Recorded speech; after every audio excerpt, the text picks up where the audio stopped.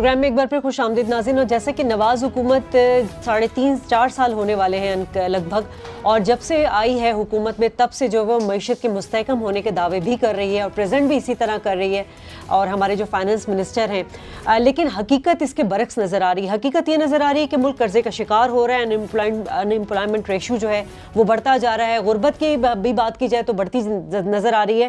Doctor صاحب, کیا وجہ کیا ہے کہ حکومت جو پریزنٹ کرتی ہے وہ کچھ اور تصویر ہوتی ہے, اور اس طرح کی کانفرنس یا کوئی بات سامنے آتی ہے اس میں کہتے ہیں معیشت بہت غیر مستحکم ہے؟ ہم پینما لیکس میں اور ڈان لیکس میں اور پتہ نہیں کس کس لیکس میں اتنا عرصہ پڑے رہے ہیں, معیشت کی طرف جانے کا ہمیں موقع نہیں ملا. میں جو فگرز دیکھ رہا ہوں وہ حکومت کی اپنی جاری کردہ فگرز ہیں, یا اسٹیٹ بینک کی فگرز ہیں, یا کسی وزارت کی منسٹری آف فائنانس کی فگرز ہیں. 4 بڑی خطرے کی گھنٹیاں جو واضح طور پہ بج رہی ہیں, سامنے نظر آ رہی ہیں. ان میں سے پہلی تو یہ ہے کہ برآمدات ہماری بڑی تیزی سے گر رہی ہیں. دوسری یہ کہ بیرون ملک مقیم پاکستانی جو ہیں ان کی جو ریمیٹنسز آ رہی ہیں وہ بھی گرتی چلی جا رہی ہیں, اور غیر ملکی سرمایہ کاری جو پاکستان میں ہو رہی تھی وہ بھی بڑی تیزی سے گری ہے.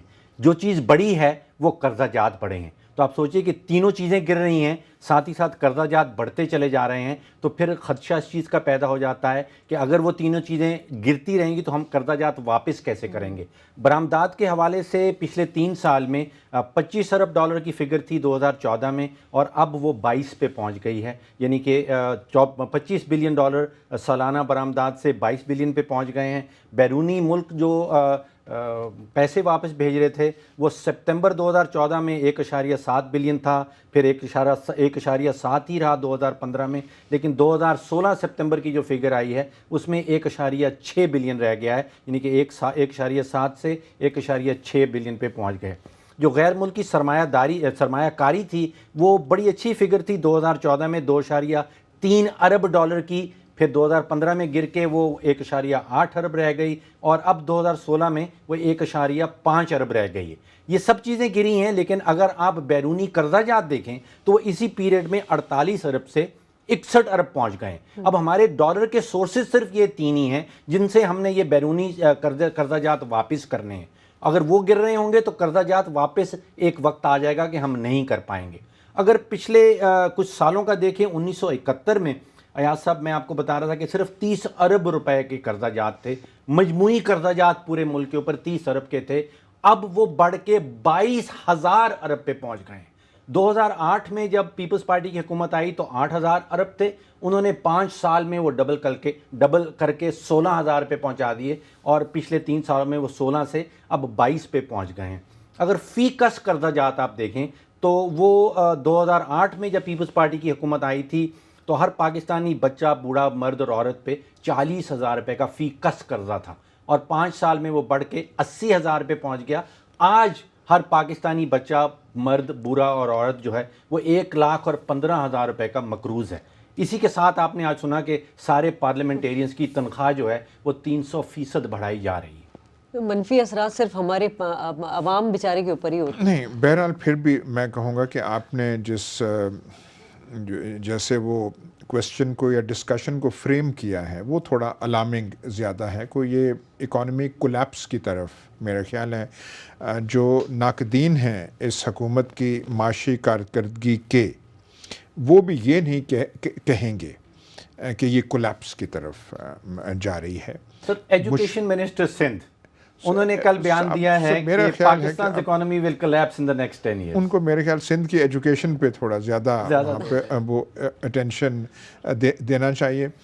جو ان کو سرٹیفکیٹس مل رہے ہیں ادھر ادھر, اسحاق ڈار صاحب کو کہ بڑے اچھے فائنانس منسٹر ہیں, بہت سارے اکانومسٹ کہتے ہیں کہ میکرو اکنامک سٹیبلٹی جو ہے وہ یہ حکومت لانے میں کامیاب ہوئی ہے.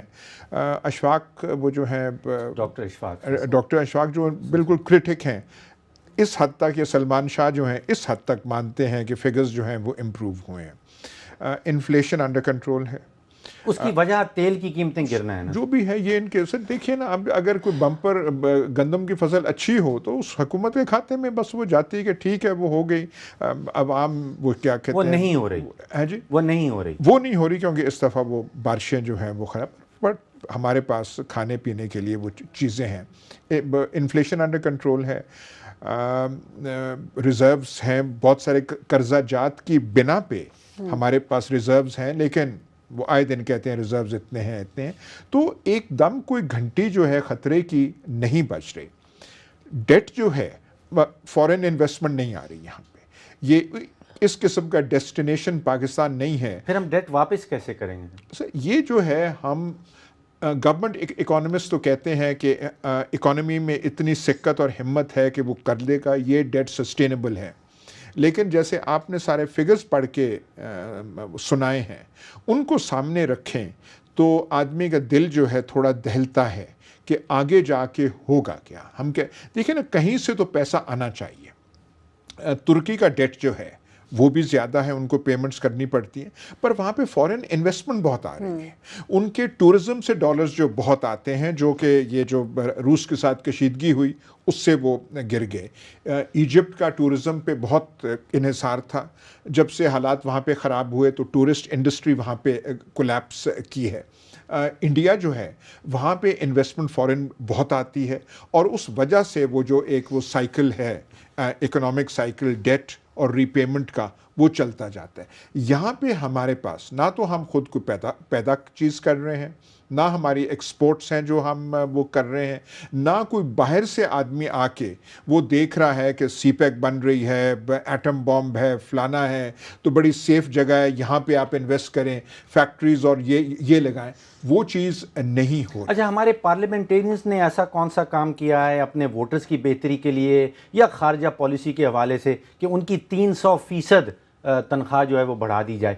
कह रहे ये हैं, वो जवाब ये दे रहे हैं क्योंकि इफ़रात ज़र है। एक तरफ तो कहते हैं इफ़रात ज़र ख़त्म हो गई, इसका जवाब उन्होंने ये दिया है कि क्योंकि इफ़रात ज़र है इसलिए हमने उनकी तनख्वाह, उनकी सैलरी जो है वो 44,000 से हम ले जा रहे हैं 1.5 लाख पे, 300% इजाफा कर रहे हैं। सर एक वजह और भी हो सकती है कि ये पनामा लीक्स का मामला इतना संगीन है नवाज शरीफ साहब के लिए कि सबको मिला के वो रखना चाहते हैं, इसीलिए इजाफा कर दिया तनख्वाह। एक मैं ये चीज़ कहूँगा कि मैं भी जब नेशनल असम्बली में था या प्रोविंशियल असम्बली में था, तो मुझे ये एटीट्यूड डॉक्टर साहब नहीं समझ आता था कि जब हालात बाकी इकोनॉमिक चीज़ें जो थीं ख़राब होती थीं, जब अपनी तनख्वाह की बात आती थी तो सब तैयार होते थे।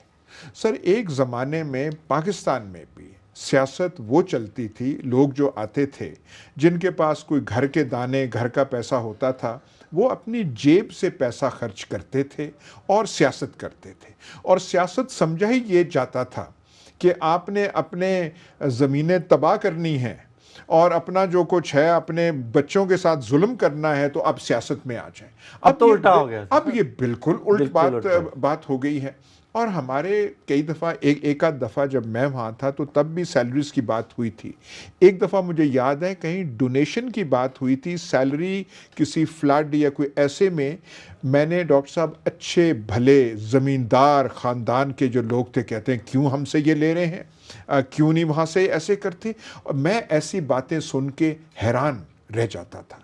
अब जब ज़ियाउल हक ज़माने में असेंबलीज रिवाइव हुई, इन्होंने अपने लिए जो मुराद वगैरह लिए, अब जो मेडिकल का आप ये देख लें, वो अनलिमिटेड है, उसकी कोई कैप नहीं आया साहब।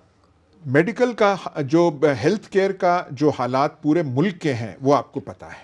आप अस्पताल में सरकारी में चले जाएं तो आपके होश ठिकाने आ जाएंगे। अगर आप के पास सिफारिश नहीं है, पैसे नहीं है, तो आप वहाँ पे एक मेडिकल सेंटर बना हुआ है, सेशन होता है, डॉक्टर वहाँ पे जो है वो हमा वक्त मौजूद रहता है या रहती है। एम्बुलेंस वहाँ बाहर खड़ी होती है, थोड़ी सी खराश हो जाए और जैसे आप कह रहे हैं आप अनलिमिटेड जो है स्पेंड कर सकते हैं उस पर। प्रोग्राम का वक्त खत्म हो रहा है नाज़रीन, जाते जाते एक ही बात करूंगी कि हमारे पार्लियामेंटेरियंस की तनख्वाह तो बढ़ गई, लेकिन जो मईशत मुस्तहकम है जैसा कि हुकूमत बताती है, तो उसके असरात आम आदमी तक भी नजर आने चाहिए। शाजिया खान को और अयाज अमीर, डॉक्टर फ़ारूक सलीम को इस प्रोग्राम से इजाज़त दीजिए। अल्लाह ने के बाद।